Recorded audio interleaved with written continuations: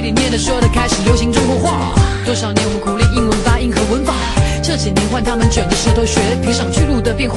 这评评这评，好聪明的中国人，好优美的中国话。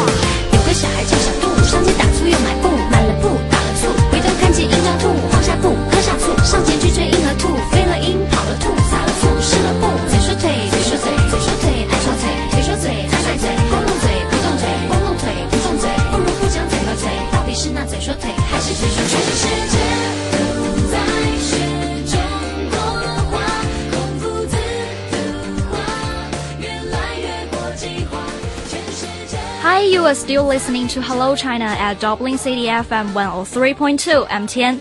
Hope you enjoyed the song just now. Recently, the whole world is talking about the new face-keeping Chairman Mao's company on Tiananmen Square. Yes, on January the 12th, a 9.5 meters high sculpture of the ancient Chinese philosopher Confucius was unveiled at the geographic center of the capital city, Beijing. This new sculpture has drawn the world's attention. So today in our program, we invited Dr. Li Ming Wang, the director of UCD Confucius Institute for Ireland, to discuss on this hot topic. Hi, Dr. Wang. Did you see the news? Hi, yes, I have noticed that, it is a hot topic now around the world. Yes, well, many people think that it is quite arguable because there was once a time Confucius was considered as a symbol of the old society that held China back. Also, criticizing Confucius was one of Chairman Mao's campaigns. But now there is a sculpture of him facing Chairman Mao directly on Tiananmen Square. What do you think about it? Well, it itself is a very significant kind of gesture from China to show the world, okay, Confucius is our ancient philosopher, a great thinker, and at the same time, Confucianism is the backbone of the Chinese culture. Yes. So that's why I think the incident itself is very significant to erect a statue like that at the heart of political heart of China, Tiananmen Square. Yeah, it is a very significant event. Yes. So you mentioned the cultural significance of Confucius, and I agree that a rising country like China definitely requires a cultural foundation. But many people believe that this sculpture also bears a special political message. Do you agree with them? Well, it's a complicated issue. I wouldn't simply link this sculpture with the political message of the Chinese government. But really, if you look back of Chinese history, at the very early stage of last century, okay, China really fell into a semi-colonial status. Then many Chinese intellectuals believed that Confucianism really represent kind of a backward and out of date kind of ideology in China, which really pull China back. Especially comparing with those industrialized countries in the West or in the Western Europe.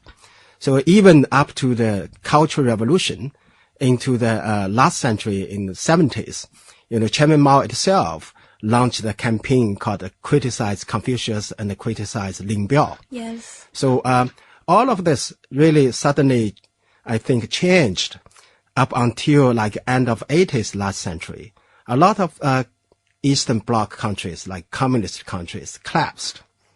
Yes. Then after that, I guess, at the same time, China has been in a fast pace of economic development.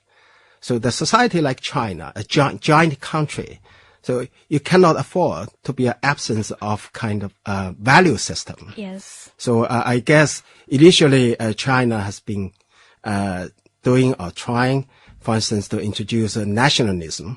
If you can remember, at the various occasions, especially National Day ceremony, Sun Yat-sen's portrait was put in Tiananmen Square. But now I think, to be honest, if you're talking about ideology, beliefs, all the communism, capitalism, socialism, they're all imported from Western. That's a concept from Western countries.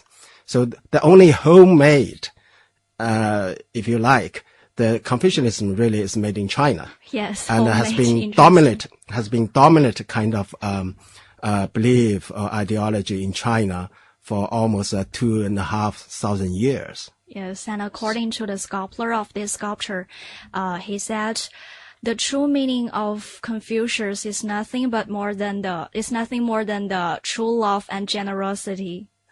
Yes. Again, as I said, on the current fast development, Yes. Especially in business, then obviously society needs some kind of sense of responsibility, Yes. Ethics, and norms and morals. Yeah, it's So not money worship. No, money worship, okay, individualism and sense of competition, that's always actually side by side with Yes. your economic development, growth, Yes. and a business expansion. Yes. Anyway, despite the fierce discussion, it is true that Confucianism is enjoying an increasing popularity around the world now. Recently, the book about him is the bestseller, and last year there was even a movie talking about him. What's more, till last year there were 94 countries having Confucius Institute. These institutes make Chinese culture more and more popular around the whole world. So as one of them, UCD Confucius Institute for Ireland has been established since 2006, right? Yes, UCD Confucius Institute for Ireland was launched in September Yeah. 2006 by then Vice Premier Zheng Peiyan. Wow.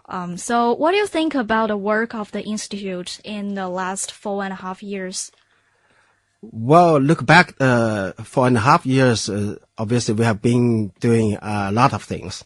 If I can sum it up, for instance, first of all, the mission of the Confucius Institute, I should tell your audience, we are actually to work with governments, academia, and business people to develop a stronger business, commercial, educational, and cultural links between the two countries.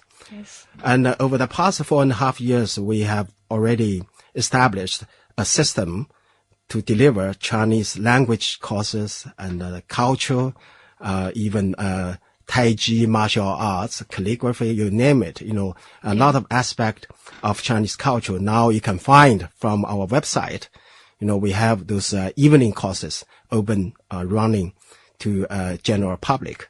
But at the same time, I still think the young generation in Ireland, they should learn some Chinese and the Chinese culture. Whether they like it or not in the future, they have to do business with China. Yes. So that's why we currently delivering Chinese language and culture course to over 20 Irish secondary schools. So on top of our degree program in UCD.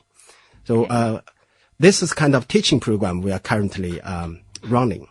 I know there are also some exchange programs running between UCD and some universities in China, right? Many Irish students, university students, they can go to China and learn Chinese and know more about China, right? That's right. Okay. The current degree program, which called BCom with Chinese Studies. Okay. Right. All students doing this degree program, they have to spend a full year, their third year in China, in a Chinese partner universities. Then after the third year, they will come back to finish off the final year of their degree program. So that's a kind of a compulsory. Okay. So you have to spend a year in China, learn Chinese, learn the way of Chinese thinking, and learn how to do business with Chinese. Okay. So that's yes, a part of the program. Yeah, how do they find Chinese? Is that very difficult for them to learn? Well, I wouldn't say Chinese language is a difficult language. I would say Chinese language is a different language, especially to those English native speakers. Yes. Because there's a certain differences in Chinese, writing and listening, speaking are totally different. Yes. Format. Totally, it's like learning two languages. Are you teaching Chinese language yourself? No, I wouldn't think I'm a qualified Chinese language teacher because I'm an economist. So I'm teaching Chinese economy. I'm teaching doing business in China to this Irish students. Okay. Okay, good luck with those who are now studying Chinese. But I also heard that last year there are some school principals, they went on a tour to China, right? Is that a program of Confucius as well? Yes. We organized the first ever a kind of official delegation. I think consists of like 17 principals and headmasters from Irish secondary schools. To visit China, probably as a short visit, but they managed to visit Beijing and Shanghai. Yes. So obviously the visit has a lot kind of impact and influence on their thinking of China and Chinese culture. How do they find about China? Is that very different from what they thought before? Well, some of them obviously first time to be in China. Yes. I guess the first impression is the scale of China, Yeah, scale the of the two giant cities. Yes. You know, if you're coming from Ireland, you Yes. never imagine, the city like Beijing or Shanghai. Yes. And there's another side of the story would be the fast growing and the fast developing, city and a country like China. Yes. Yeah. And I've also heard that Confucius Institute is now planning to hold a Spring Festival Gala, right? What is it about? Okay, that's our another aspect of our work. Yes. Apart from running different courses and programs, we also organize different cultural events and Yes, programs. that's good. Now, I guess one of the most important events every year we organize is the Spring Festival Gala performance. We have been running this for 4 years now. So this February will be the fifth one. Wow, fifth one. Yes, last year we held this gala performance in National Concert Hall. Wow. So this year we will do it again, in National Concert Hall, but the arts troupe will be different.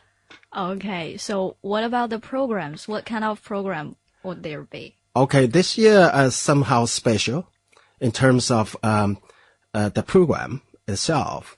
This year we invited a very famous and household name arts troupe in China, which is called in Chinese 小红花, means little red flower. Red flower, yeah. Arts troupe. When I was young, actually this arts troupe has been existing for over 50 years now. Wow. So half when a I was century. young, I heard this little flower or red flower or 小红花. But now this arts troupe actually become kind of worldwide famous